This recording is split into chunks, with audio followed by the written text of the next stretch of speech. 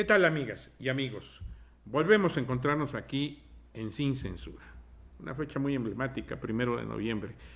Pero bueno, finalmente este es el momento que estamos viviendo y vamos a presentarles hoy la segunda parte de la entrevista que realizamos con Marcelino Perelló en 2002, hace 17 años.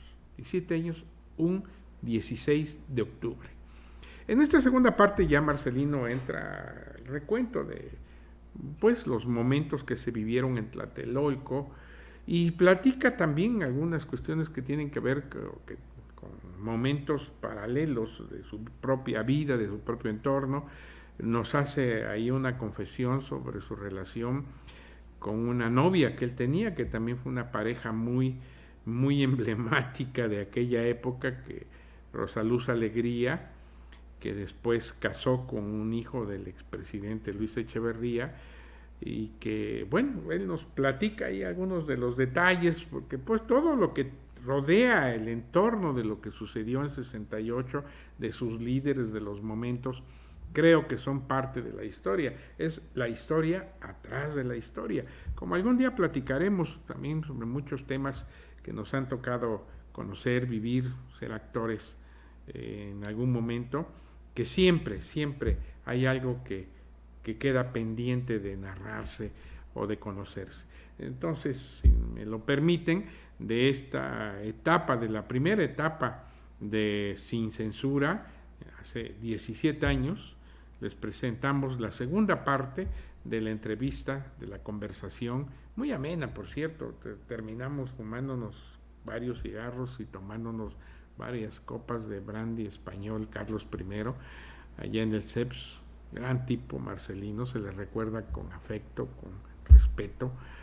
Al final de su vida tuvo algunos contratiempos, diríamos, semánticos, pero eso no le quita a Marcelino Perelló su presencia, su personalidad y sobre todo el papel que jugó en el movimiento de 1968, el movimiento estudiantil, que nos tocó vivir a muchos de ustedes probablemente. Vamos con Marcelino Perelló, 16 de octubre del 2002.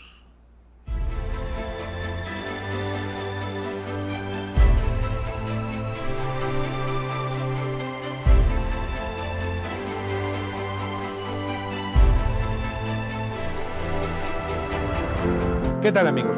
Buenas noches. Volvemos a encontrarnos aquí en Sin Censura. Lo prometido es deuda. Continuamos nuestra conversación con Marcelino Perelló, uno de los líderes más importantes del movimiento estudiantil de 1968. Marcelino, pues gracias por conversar nuevamente o continuar nuestra interrumpida conversación de la semana pasada. En el mismo lugar, en homenaje al 68, espero. Por supuesto. A aquella irreverencia. Seguimos siendo irreverentes, ¿no? Nosotros sí, los jóvenes menos. Pero hablamos luego de los jóvenes porque en el Inter hacías algunos juicios interesantes, pero sigamos mejor con el hilo conductor que traíamos. Así es. ¿No? Estamos en aquella manifestación, en aquella marcha que encabeza el rector, llegan hasta Félix Cuevas, y luego ¿qué viene? Luego viene todo el movimiento de ascenso del movimiento. Muy rápidamente se constituye el Consejo Nacional de Huelga, el 3 de agosto, formalmente, y después de 1000 horas de discusión, como recordábamos en la plática anterior, logramos entendernos en que el movimiento es fundamentalmente un movimiento antirrepresivo en sus formas, en sus planteamientos, es antirrepresivo. Y ese fue el primero de nuestros 3 grandes aciertos. 3 grandes aciertos tuvimos en el 68. Es un poco sorprendente que unos mocosos de 20 años tuvieran este talento innato para enfrentarse a la política, en particular a la política revolucionaria. Porque déjame decirte entre paréntesis, ya que hacemos comparaciones con la etapa actual, que aquel sí era un movimiento estudiantil de veras. Todos éramos, no como ahora. El movimiento del CGH tiene dirigentes de 30, de 40, de 50 y hasta de 60 años. Entonces no. Los maestros estaban ahí Los respetábamos y los escuchábamos a ratos, pero quienes llevaban las riendas del movimiento eran los jóvenes, los chavos, algunos muy, muy jóvenes, como en tu propio caso, que eras un estudiante de prepa, ¿no? Así es. De 18 años. Sí. El caso es que nuestro primer acierto, el pliego petitorio, tal vez estaría bien que lo recordáramos sin abundar demasiado. El pliego petitorio consistió de 6 puntos. 1. Libertad, presos políticos. En México existían presos políticos propiamente dichos, No reconocidos por el Estado. como tales. Así es. Pero estaban en la cárcel líderes sindicales importantes, Vallejo, por entre ejemplo, otros. Valentín Campa, intelectuales que habían organizado el movimiento guerrillero, influenciado por este alud de la lucha armada, ¿no? Como Víctor Rico Galán, su hermana, la querida Maja, Ana María Rico Galán. Había presos políticos. Antonio Gershenson, compañero nuestro en ciencias de la UNAM, por haber colocado una bomba en la embajada de Bolivia. Experto en petróleo. Petróleo ahora. Así es. Conozco. Toño. Había presos políticos. Libertad, presos políticos. 2. Derogación de los artículos 145 y 145 bis del Código Penal Federal.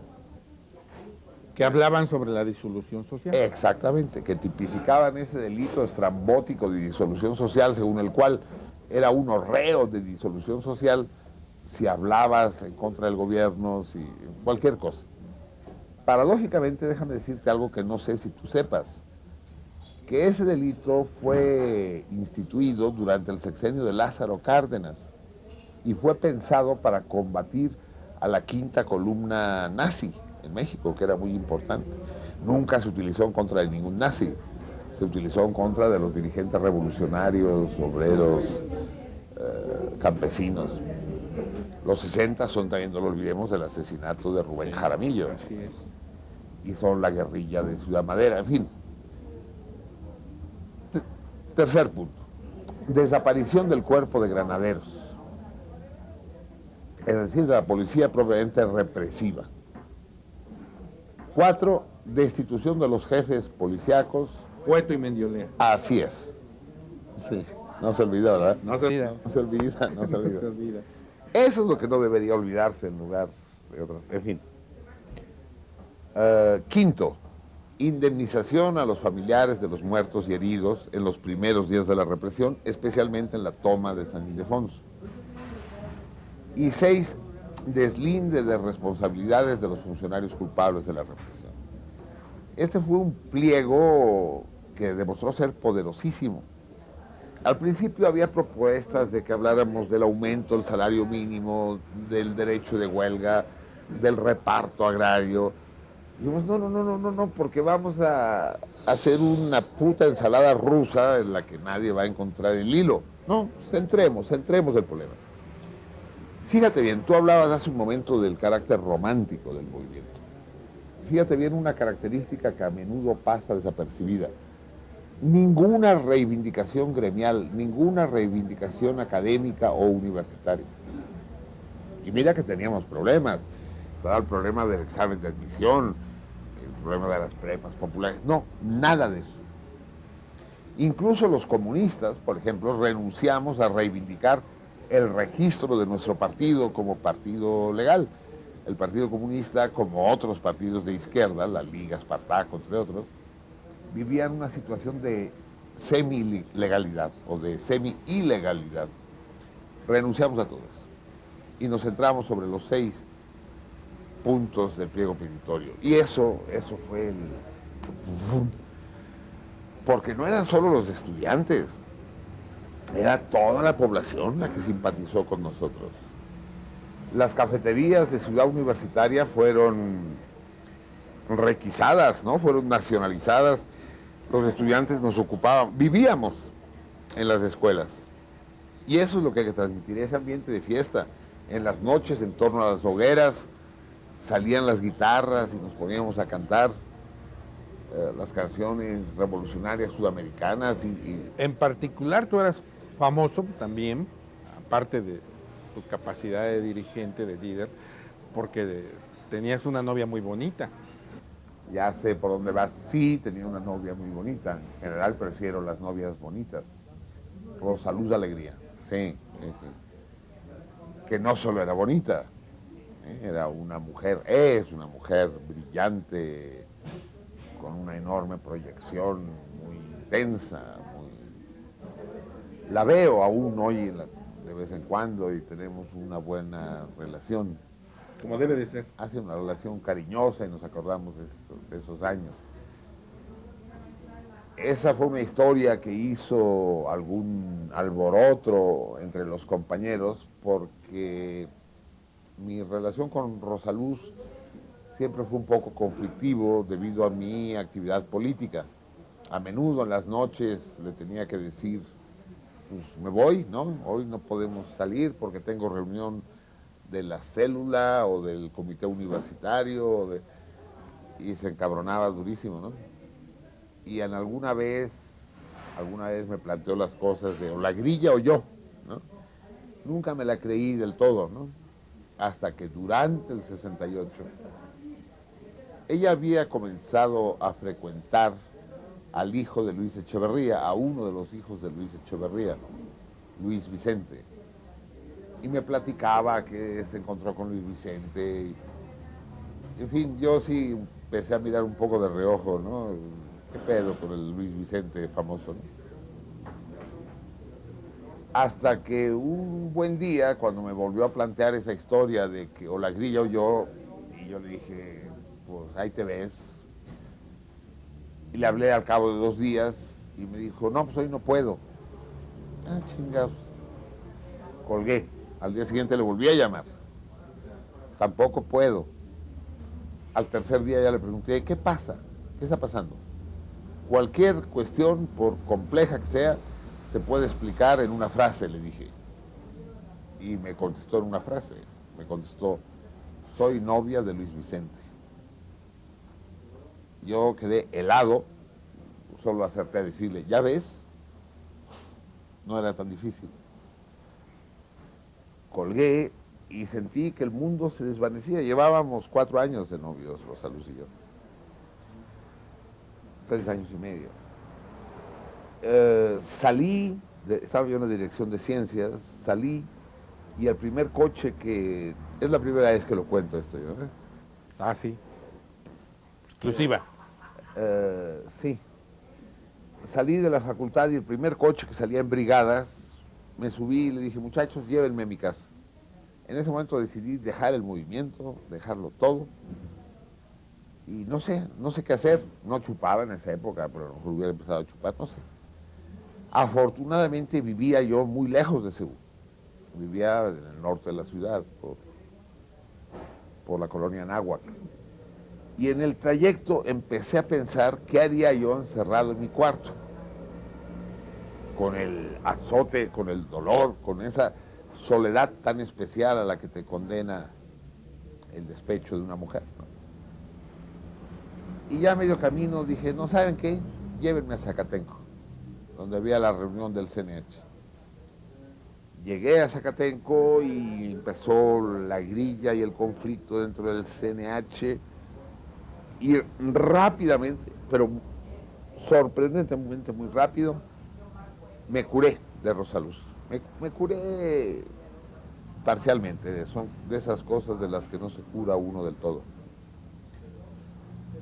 Supe que muy pocos días después de que tronamos, se casó con Luis Vicente Echeverría. Se casó y se fueron a vivir a Francia. Y no la volví a ver sino 20 años después. Así es la vida. Así es, los muchachos en esas veladas, yo no sé por qué te vino a ti a la memoria este aspecto, pero efectivamente en las veladas en las que cantábamos ahí en torno a la fuente de Prometeo en Ciencias, a mí me cantaban el corrido, la canción del abandonado, ¿no? Aquella de, me abandonó por tener la desgracia de ser casado, ¿no? Y decían, de ser soltero, de ser muy prove, ¿no? Y además era un poco espectacular en la historia porque se casaba nada menos que con el hijo del secretario de Gobernación, ¿no? No era poco Así es. para las condiciones. Yo estoy seguro que para mí hubiera sido mucho más duro de lo que fue, pero esa fiesta libertaria en la que estábamos envueltos me hizo superarlo todo. Te absorbía. Así es. La manifestación del silencio, Marcelino. La manifestación del silencio. Ahí en ese momento ya habíamos entrado en un momento terrible. La tensión se había ido acumulando. La represión en las calles ya era brutal. A veces la gente olvida que los muertos no fueron solo en Tlatelolco, que mataron muchachos por las calles por andar pintando una barda. El 13 de septiembre decidimos hacer la manifestación del silencio. Yo sugerí que fuera en silencio, basándome en un mitin que se hizo en Cataluña. Yo soy de origen catalán, mis papás eran refugiados catalanes venidos después de la guerra. Cuando se cumplieron 25 años del triunfo del fascista Franco, en el 64, en Cataluña se organizó el mitin del silencio. Se concentró la gente enfrente de la explanada de la abadía de Montserrat en silencio, sin decir nada, no se podía, era el tiempo de la dictadura. Pero era un silencio que lo decía todo. A las consignas de los fascistas que decían 25 años de paz, los muchachos, allá en Barcelona, los muchachos las tachaban y decían 25 años de silencio. Esa historia del silencio elocuente me impresionó mucho entonces. De manera que en 68, ante la represión brutal que había, dije, vamos haciendo una manifestación silenciosa. Que fue impresionante. Impresionante. Impresionante. Muchos muchachos por iniciativa propia llevaron esparadrapo, con el que llevaban la boca cubierta, iban en camisetas blancas y con las manos levantadas, porque se nos había acusado de vándalos, de agresores, ¿no? Entonces imagínate una manifestación que cuando sale del Museo de Antropología, en Chapultepec, éramos unos cientos. La gente temía la represión, el ejército estaba en las calles. Y a las pocas cuadras ya éramos miles, y cuando llegamos al Zócalo, cientos de miles. Solo se oía el ruido de los pies, un ruido que no olvidaré nunca. Y la gente en las banquetas, también en silencio, con los puños en alto o con las ves de las victorias. Luego viene el 19, la ocupación de CEU. Las cosas se van configurando y a mí me gustaría que llegáramos a... Por supuesto, tú lo dijiste hace rato y lo dijiste en la primera entrevista. Es decir, no todo fue, no todo es la noche de Tlatelolco. Pero vamos. Pero la noche de Tlatelolco existe. Existe. Con la ocupación de CEU y de las instituciones politécnicas, del Casco y de Zacatenco, el CNH queda desestructurado. Nosotros no teníamos una organización capaz de funcionar en la clandestinidad. Nunca la preparamos, fue un problema de inconsciencia y también de imposibilidad. De manera que el CNH queda fragmentado. Siempre consideré que la convocatoria al mitin de Tlatelolco fue un error. Nunca imaginé lo que hubiera podido pasar. Pero no parecía un momento propicio para las grandes concentraciones. El mitin de Tlatelolco se convoca ahí porque era una zona especialmente proclive al movimiento. Los habitantes de la unidad habitacional, de la burguesía, de la pequeña burguesía, de la clase media baja, estaban con nosotros, estaba ahí la Boca 2 y había una gran simpatía. Ya pensándolo después, se ve claramente que aquello es una trampa mortal.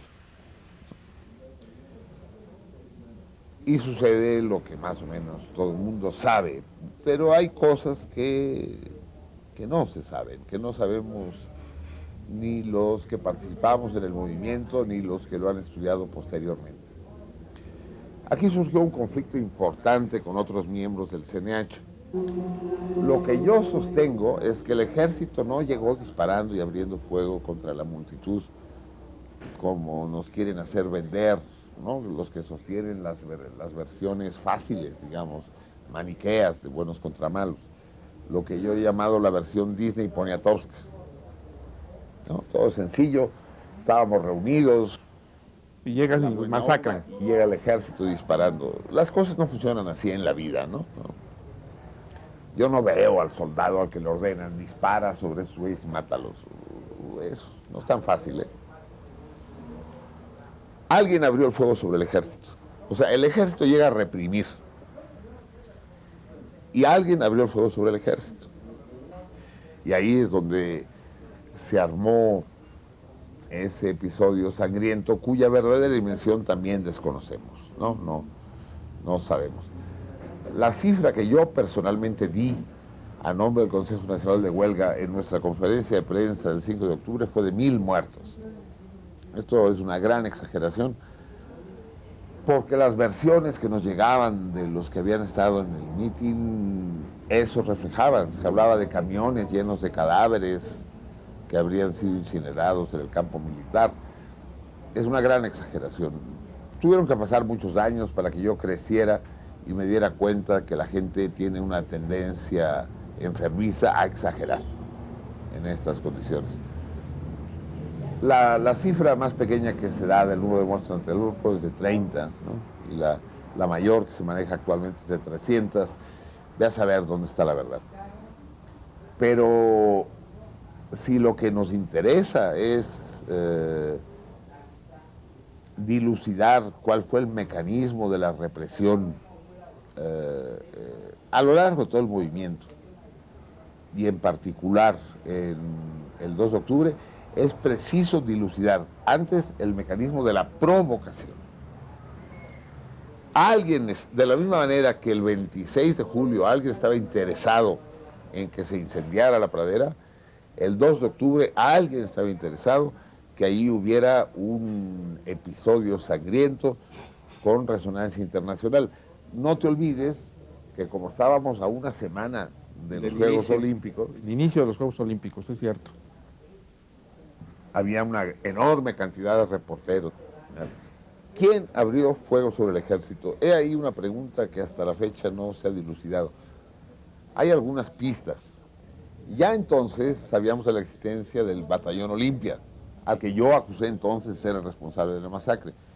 De ahí vino mi rompimiento con toda una parte del Consejo Nacional de Huelga, cuando insistieron en dar la versión fácil y represiva, y yo decía, no, fue el Batallón Olimpia el responsable de la matanza, no el ejército uniformado. Después se supo que el Batallón Olimpia formaba parte también del ejército, eran soldados, eran militares en civil, bajo el mismo comando. Que hubo confusión entre los uniformados y el Batallón Olimpia, falta de coordinación también es cierto, pero el Batallón Olimpia no explica lo que pasó ahí. Hace poco más de 2 años, fueron publicadas las memorias de Marcelino García Barragán. Que se conocen poco, ¿eh? Sí, se conoce poco, pero más que conocerse poco, fueron poco pensadas. Eso es un poco una vergüenza. García Barragán dice en sus memorias, publicadas bajo el título de Parte de Guerra, creo, o Estado de Guerra, con textos de Monsiváis y de Scherer. En ese texto dice García Barragán que quien abrió fuego sobre el ejército eran elementos del Estado Mayor Presidencial. Esto es terrible, es gruesísimo. La pregunta que se impone es ¿por qué el Estado Mayor Presidencial, que es también un cuerpo militar, abre fuego sobre el ejército uniformado, sobre los troperos, como les llaman, sobre el ejército de la Secretaría de la Defensa? ¿Quién dio esa orden y con qué motivo? Bueno, pues vergonzosamente ni Monsiváis ni Scherer, en el mismo libro donde esas declaraciones son hechas públicas, analizan el hecho y se preguntan qué estaba pasando. Esto ha llevado a mucha gente a plantearse la hipótesis del golpe de Estado en México. Aparte de eso, hubo muchachos que espontáneamente usaron las armas que tenían. Muchos de nosotros íbamos armados, pero algunos de ellos las usaron al grito de salvemos al Consejo, ¿no? Porque iban por el Consejo Nacional de Huelga. Por el Consejo Nacional que estaba ahí y que no debía haber estado.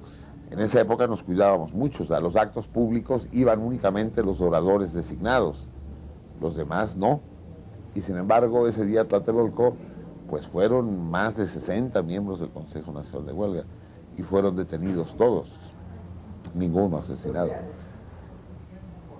Te decía, algunos muchachos sí sacaron las pistolas, que funcionaba también como una provocación a final de cuentas, ¿no? Pues te estás enfrentando a un ejército profesional. Pero el fuego que se abrió con armas largas desde los edificios sobre el ejército y al que el ejército respondió utilizando incluso los cañones de los carros blindados, ese fuego hasta la fecha no se ha dilucidado de quién provenía y cuál era su interés.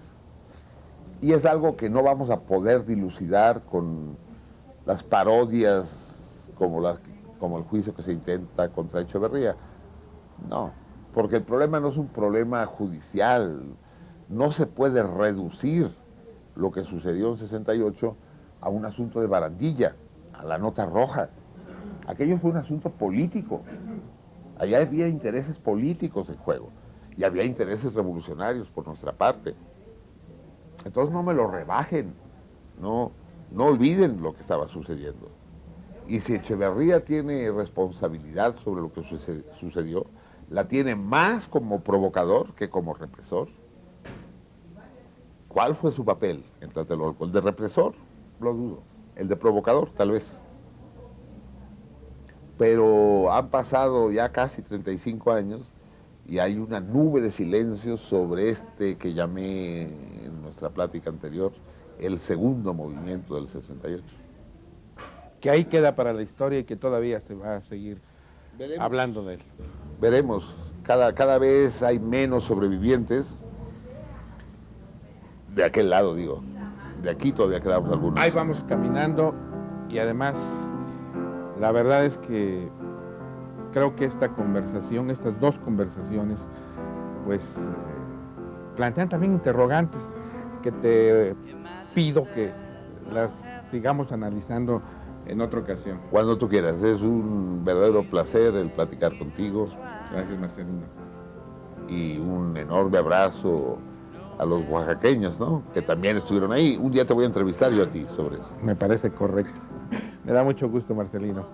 Y es un honor, de veras. Es un gran placer. Muy buenas noches. Gracias, Marcelino. Amigos, hemos llegado al final de Sin Censura. Ya saben en qué canal es, ya saben a qué hora es, ya saben qué día es. Los quiero mucho. Que Dios los bendiga. Buenas noches.